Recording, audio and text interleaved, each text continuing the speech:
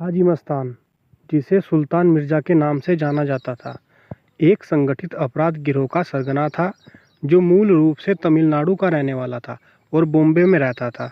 वह 1960 के दशक से 1980 के दशक के शुरुआती 2 दशकों तक बॉम्बे में माफिया गिरोह के कुख्यात नेता में से एक था, जिसमें पठान गिरोह का नेता करीम लाला और दक्षिण भारत के तमिलनाडु का एक और फेमस गिरोह नेता वरदराजन मुदलियार भी शामिल था।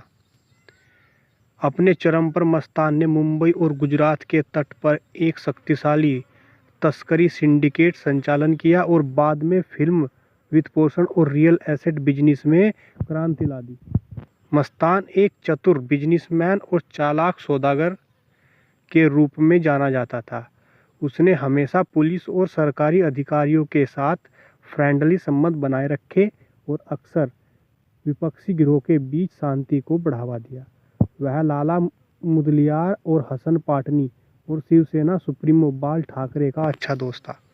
अपने करियर के शुरुआती दौर में ही मस्तान को राजनीति और फिल्म जगत की मशहूर हस्तियों के बीच ताकत के प्रतीक के रूप में जाने की अहमियत का एहसास हो गया था।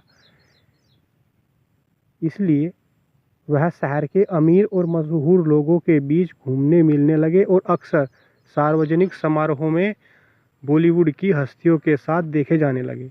मस्तान यकीनन अपने ज़माने का सबसे प्रभावशाली माफिया डॉन था।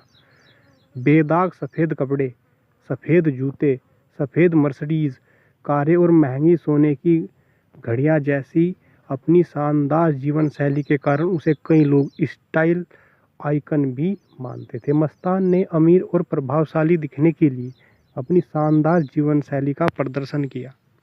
हाजी मस्तान का जन्म 1926 में ब्रिटिश भारत के मद्रास प्रेसिडेंसी आधुनिक तमिलनाडु के पनाईकुलम में एक तमिल मुस्लिम परिवार में हुआ था। 8 साल की उम्र में अपने पिता के साथ बॉम्बे आने से पहले वह तटीय शहर कुड्डालोर में रहते थे। मस्तान ने बचपन में ही मशहूर क्रॉफर्ड मार्केट में छोटे मोटे काम करना शुरू कर दिया था और जल्द ही गोदी में नौकरी कर ली और वहां घंटों काम करने लगा। 20 की उम्र के आसपास सोने पर लगने वाले भारी आयात शुल्क के कारण लोग विदेशों में सोने की तस्करी करने लगे। गोदी में काम करने से उसके लिए तस्करी में शामिल होना आसान हो गया और जल्द ही मस्तान ने अपना खुद का बिजनेस शुरू कर दिया। मस्तान ने इस बिजनेस में अपना इन्वेस्टमेंट लगाकर अच्छी खासी कमाई कर ली थी। कम उम्र में ही वह हज पर भी गया। उसके बाद उसके नाम के साथ हाजी जुड़ गया। फारस की खाड़ी के देशों में से मुंबई और दमन में तस्करी की जाने लगी और अवैध वस्तुओं पर नियंत्रण के लिए कंट्रोल के लिए मस्तान ने दमन के एक तस्कर सुक्कूर नारायण बखिया से हाथ मिलाया और मस्तान ने दक्षिण मुंबई में कई जगहों पर संपत्तियां खरीदी, जिनमें पेडर रोड पर समुद्र के सामने एक बंगला भी शामिल है। वह अपने बंगले की छत पर बने एक छोटे से कमरे में रहता था। मस्तान ने अपने जीवन के अंतिम वर्षों में फिल्म फाइनेंसिंग के क्षेत्र में कदम रखा और मुंबई में निर्माताओं को जरूरी धन मुहैया कराया। अंततः वे स्वयं एक फिल्म निर्माता बन गए। रियल एस्टेट, इलेक्ट्रॉनिक सामान और होटलों के क्षेत्र में भी उनका कारोबार था। क्रॉफर्ड मार्केट के पास मुसाफिर खाना में उनकी कई इलेक्ट्रॉनिक दुकानें थीं। मस्तान ने अन्य गिरोह के नेताओं के साथ अच्छे संबंध बनाए। जब मुंबई में अंतर गिरोह प्रतिद्वंदिता बढ़ने लगी तो उसने सभी शीर्ष गिरोह नेताओं को एक साथ बुलाया और मुंबई को गिरोह के बीच विभाजित कर दिया ताकि वे संघर्ष में आए बिना काम कर सके। इसमें माफिया रानी मीनाबाई और दारूवाली ने उनकी मदद की। पहले जेनाबाई को चावल वाली के रूप में जाना जाता था।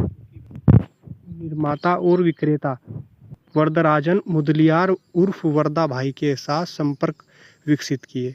इसके बाद वह जेनाबाई और दारूवाली के रूप में जानी जाने लगी और मीनाबाई के मस्तान दाऊद इब्राहिम परिवार और करीम लाला पठान के साथ अच्छे संबंध थे। इसलिए मस्तान की सहमति से उसने मस्तान के पेडर रोड बंगले में बतुल सुरूर नामक एक छत के नीचे सभी प्रतिद्वंदियों की बैठक की व्यवस्था की। बाद के जीवन में मस्तान ने अपने गिरोह को चलाने में प्रत्यक्ष भूमिका निभाई, बल्कि अपनी तस्करी के कामों को अंजाम देने और प्रतिद्वंदियों व देनदारों को डराने धमकाने के लिए लाला और मुदलियार जैसे अपने दाहिने हाथ के आदमियों पर निर्भर रहा। मस्तान मुदलियार के खास करीब था क्योंकि वे दोनों तमिलनाडु से थे। जब मुदलियार की मृत्यु हुई तो मस्तान ने अंतिम संस्कार के लिए उसके पार्थिव शरीर को मुंबई लाने के लिए एक निजी चार्टर विमान किराए पर लिया। भारतीय आपातकाल के दौरान उन्हें जेल में डाल दिया गया। जेल में रहते हुए वे राजनीतिज्ञ जयप्रकाश नारायण के आदर्शों से प्रभावित हुए और उन्होंने हिंदी सीखना भी शुरू कर दिया।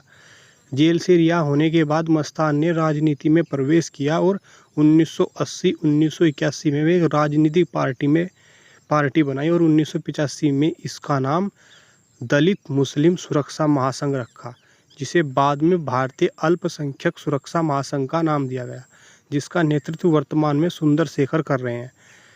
हाजी मस्तान की मृत्यु 25 जून 1994 को मुंबई में हृदयाघात से मृत्यु हो गई। हार्ट अटैक से उनकी मृत्यु हुई।